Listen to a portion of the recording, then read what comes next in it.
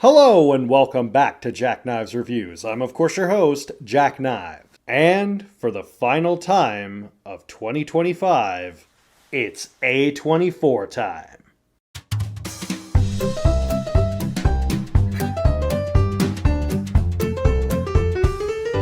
Let's look at the psychological comedy drama, If I Had Legs, I'd Kick You.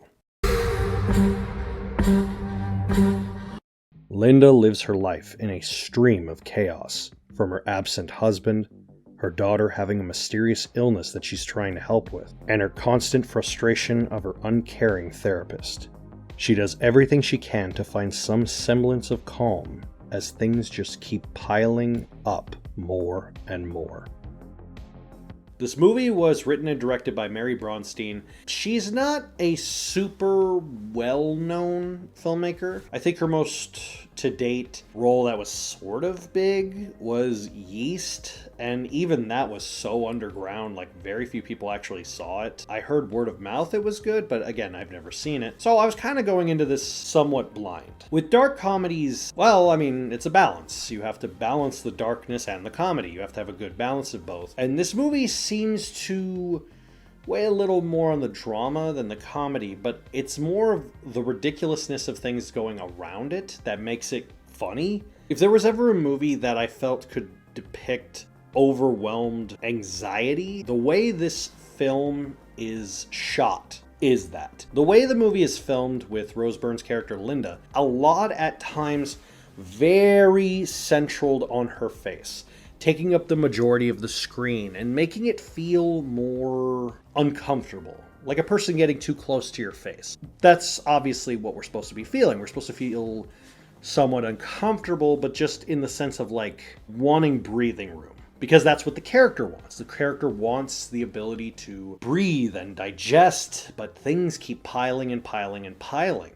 And her sources of wanting some sort of relief are anything but that, to the point where she doesn't really have many trusting qualities to her about other people, but she kind of is forced to.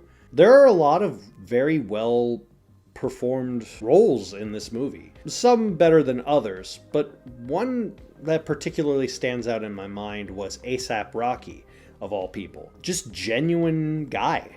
He was a motel superintendent who seems to be one of the only people who seemingly has any sort of care for Linda. Even though he's essentially a stranger, she does feel some sort of comfort in him, and, you know, we the audience kind of do feel that way too. In comparison to the one, in my opinion, who stole the show, and honestly, full transparency here, one of the main reasons I wanted to see this movie, Conan O'Brien as her therapist. Holy hell, he is so mean to her. If there was ever a depiction of a therapist doing the worst of their job, this is probably it in a genuine sense. Conan was the perfect casting for this. Comes off as very intelligent yet condescending, basically like a person who's forced to be there because he kind of is and he really doesn't want to be there, and it just adds this level of just just bleakness to him. He's just like,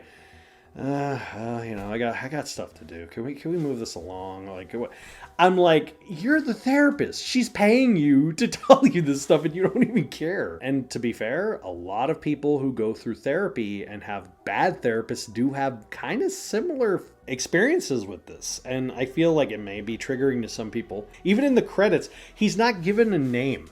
Like, you never actually know his name. He's just known as Linda's therapist. He's just so funny. It's just so weird. Everyone is such an asshole to her, but it's not like in a way that feels everyone hates her. It feels like she's regrettably too nice. And I think that's part of the reason why the movie kind of works, because it's her trying to deal with the anxiety and anxiousness of saying no. Like, the whole purpose of the movie is her putting a limitation on herself. Her daughter is the one thing that's kind of keeping her steady, but even the daughter shot in a way that you don't really see her very often. You see snippets of her, and it's to the point where you start going, is she real, or is she kind of like a manifestation of her? What's going on? It leaves you with a lot of questions. But Rose Byrne, this is a great, amazing performance from her. This is probably the best she's ever done in a film. I've loved Rose Byrne. She's a hilarious comedian and comedic actor. I've loved her from Get Him to the Greek, which has aged like hot milk, to Bridesmaids.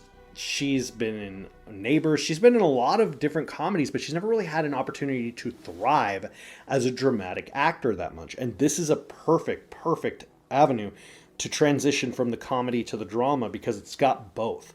And it's not done in a forceful way. Now, again, it's not a movie for everyone, because it does deal with heavier topics, but it's also done in a way that's relatable to a lot of people who suffer from anxiety, a feeling of overwhelmed peer pressure to fulfill everyone else's needs and never satisfy your own. So I feel like because of that, it is an important movie for some people to watch, but I also can understand why not everyone would. And because of that, I kind of have to judge it on a curb. But I do think it is a great movie. I give If I Had Legs, I'd Kick You 4 out of 5. Have you seen If I Had Legs, I'd Kick You? Let me know in the comments down below. Don't forget to stab that subscribe button and slice that like button, and I'll see you next time.